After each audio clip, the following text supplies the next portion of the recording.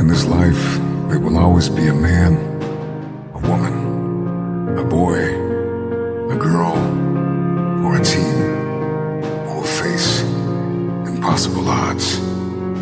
And somehow, through some combination of courage, will, grit, and a mustard seed of faith, they'll manage to overcome. They will tell you that your dream is too big. They will tell you that your destiny cannot be fulfilled. They will tell you it is impossible to accomplish what you have set out to accomplish. But it's not about what they say, it's about what you say. I believe that you were born to triumph over every demon, over every devil, over every addiction. You are fighting for your family. You are fighting for your legacy. What you are fighting for is bigger than you. Do not forget this. David ran toward the Philistine. David ran towards the army. Your dream, your idea, whatever goal you have, get up and run after it. You can defeat this enemy, and you can have your future.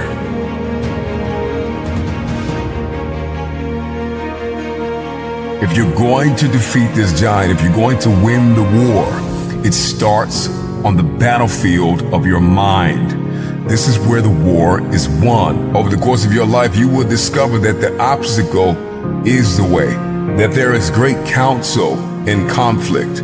We will discover that we are most creative in the midst of adversity. So do not run from your battle, for the battle is a learning experience. You got to overcome fear. The moment that you overcome fear, then your opponent is bankrupt. There's nothing they can do. You're going to have to dispense with fear and with negative self-talk. Remember your why. It is the why that gets us to win. And it is the why that gives us the power to persevere through the how. Stop looking for the addition. Stop looking for the validation. Stop looking for everybody to agree with what you're about to do. Stop looking for everybody to understand. And know this, all you have is all you need.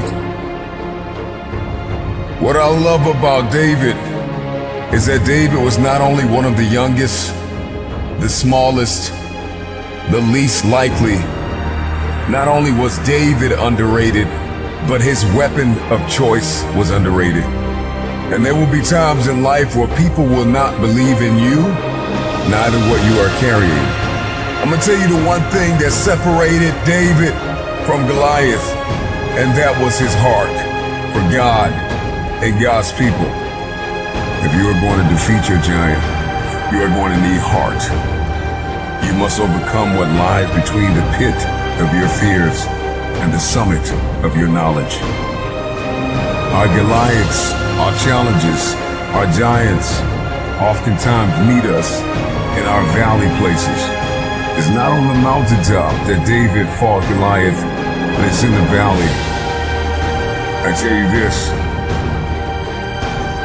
the tangible giants in our life are defeated by means that are intangible. A man can conquer his mindset.